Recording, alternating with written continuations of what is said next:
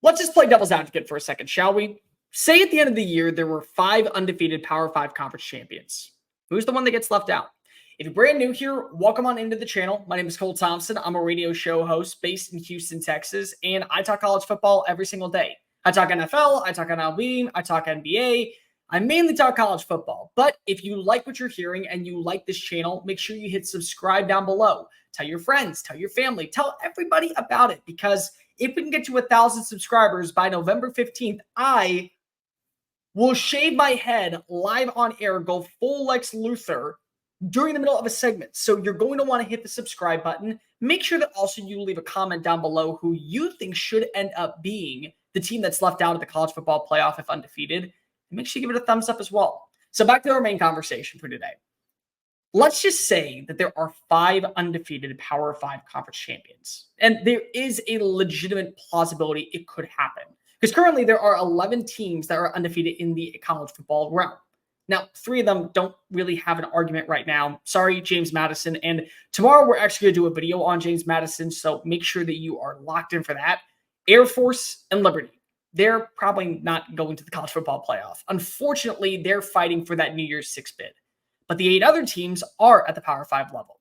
1 in the Pac-12 in Washington, 1 in the SEC in Georgia, 1 in the Big 12 in Oklahoma, 3 currently in the Big 10 with Ohio State, Penn State, and Michigan, and 2 in the ACC in North Carolina and Florida State.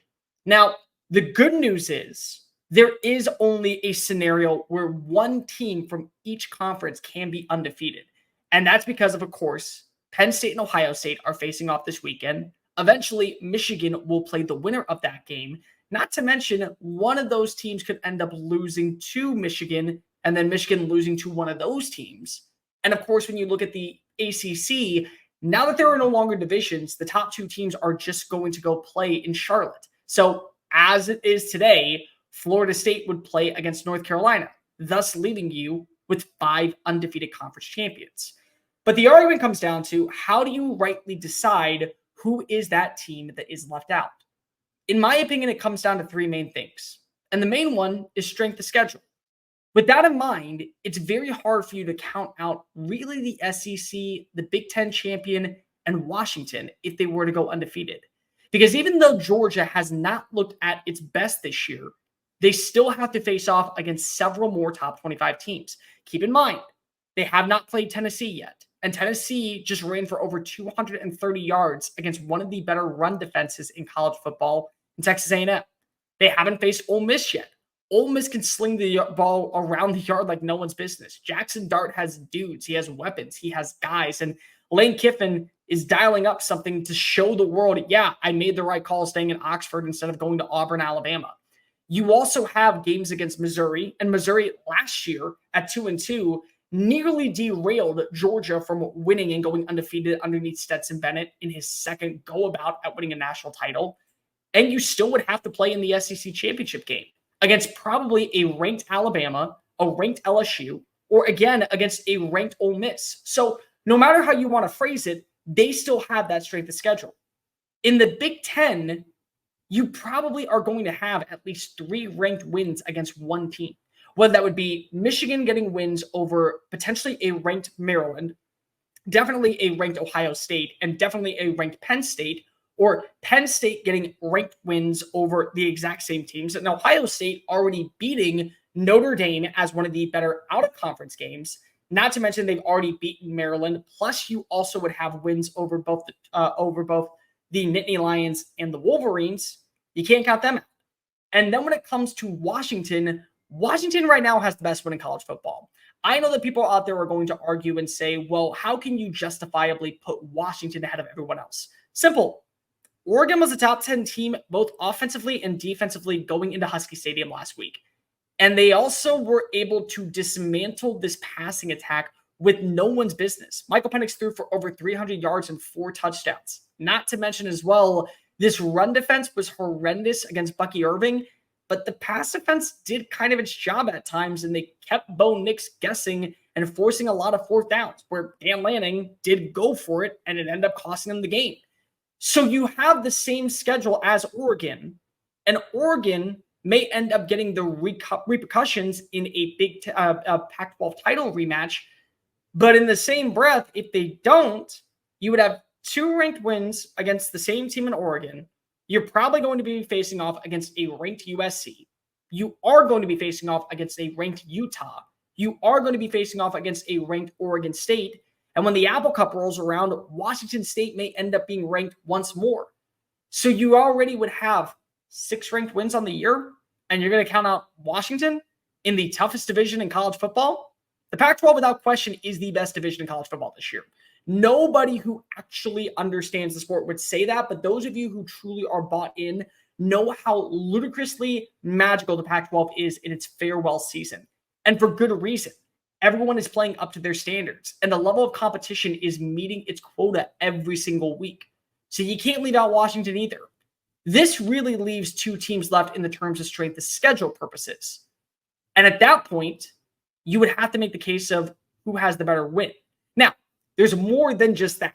I think the other thing that's really important there is how you play in your conference championship game. If you have blowout fashions, which is probably going to not happen outside of maybe the Big Ten, whoever has to face off against Iowa, or if Wisconsin finds a way to get a couple wins and Iowa finds a way to self-implode with their offense being the way it is, yeah, okay, you get in there. But outside of that, the level of competition in those games does matter. Having a great matchup against, say, North Carolina and Florida State, you get the best play out of those teams. It's very easy to justifiably say that's worthy of being in the college football playoff. You have Georgia going down to the wire against an Alabama team that isn't really surging, but still has been sufficient in the SEC. That's probably worth being in the college football playoff. Same thing when it comes to Oregon versus Washington, or Washington versus USC, or maybe just somehow, some way you see Washington versus Oregon State for a second time. One of those matchups. Anything is possible when it comes to Pac-12. The level of that game does also factor into how you decide who gets into the Final Four. And the last thing that I think is really important, the status situation, where you rank going into those games. So based off the AP poll, and that won't really matter at much longer because the college football playoff poll is going to come out soon, where you rank going into conference championship weekend is going to be the major factor. If you do your job, you have the strength of schedule, and you play up to the standard in the conference title game, you're going to go. So if you were to ask me right now, how would I rank the teams that are going to be in the running to get to the college football playoff? For starters, number 1 is Washington. Washington is the top team in the country, in my opinion. They have the Heisman frontrunner and Michael Penix Jr., one of the more prolific passing offenses in college football. Not to mention they would have more than enough ranked wins to justify their spot in the CFP. They, without question, could not be left out. Number 2 would be the Big Ten champion. And the reason why is because you are going to have a top 15 win, if not 2 top 10 wins over whoever else you play. Michigan gets 2 top 10 wins over Penn State and Ohio State. Or Penn State, of all teams, gets 2 top 10 wins over the 2 teams that last year went to the college football playoff. Either way you want to phrase it, whoever wins that division and wins the Pac-12 and wins the Big Ten, as long as they're undefeated, they without question punch their ticket. Number 3 for me would end up being Georgia, because Georgia, number 1, is already the 2-time defending national champions. You're not going to leave them out. Number 2, the way that they would build off of losing Brock Bowers and showing how this offense could culminate and come together without one of its most dynamic weapons, that gives you another notch to put on your bedpost and another reason to hold your head up high. And the final thing, you also play in the toughest conference in terms of talent that we see come out every year going to the NFL into the SEC. So it doesn't really matter that you would be maybe barely beating an Auburn. Auburn's going to send players to the NFL this offseason. Can you say the same thing about maybe a Georgia Tech? Can you say the same thing maybe about Kansas or Cincinnati for that matter? Probably not. So I give the nod to Georgia at number 3 for a lot of reasons, but really the main one, they do their job. They've already been here before. They're not taking that away from them. Now, for the final 2, this is where it gets a little bit more tricky for me. If Florida State were to go undefeated over Oklahoma, I would give them the nod. And it's not because if they play in about the same level of competition, maybe a little bit better of a competition than the Big 12, but they would have more than likely one of the better out-of-conference wins. I don't really care what people want to say about LSU this year. Yes, they've been a little underachieving, losing to Ole Miss on the road, having some struggles at times against Arkansas. There's still LSU, and there's a very good shot that they could be the representative of the West, and all is said and done because of how the West is built. And if they go to Atlanta and they lose to Georgia, they still are a division champion, which would give the nod to Florida State. Florida State has a dynamic offense. Florida State has been sufficient enough defensively with all the transfers, and they would have handled business against pretty much the exact same teams that North Carolina has handled. Think about it. They play Duke. North Carolina plays Duke. They play Miami. North Carolina already beat Miami. And then there would be the head-to-head matchup where you would probably give the nod right now to the winner, i.e. Florida State, over really anybody in the country. They have a Heisman caliber quarterback in Jordan Travis. They have a great run game with Trey Benson, one of the best wide receiver tandems in college football in Keon Coleman and Johnny Wilson, not to mention a good tight end, Jaheim Bell, and a surging defense that's able to add pressure. Now, if North Carolina were to be the winner of the ACC and undefeated, at that point, I think that you actually give the nod to Oklahoma. And it sounds controversial and contradicting, but kind of hear me out for a second. Not only would you be undefeated Oklahoma in year 2 underneath Brent Venables, something that many people would have never believed if you said this a couple years ago, really last year for that matter, after going 6-7. But you also would have a Heisman caliber quarterback in Dylan Gabriel. Not to mention you would be having one of the better defenses in college football. You would be undefeated in a conference champion. And more than likely, you would have one of the best college football wins twice in likely beating Texas. So not only did you beat Texas in the Red River Showdown, but as everyone wants, including yours truly, you probably also would beat them again in Arlington at Jerry World, just to add a little bit more fuel to the fire to when you get to the SEC.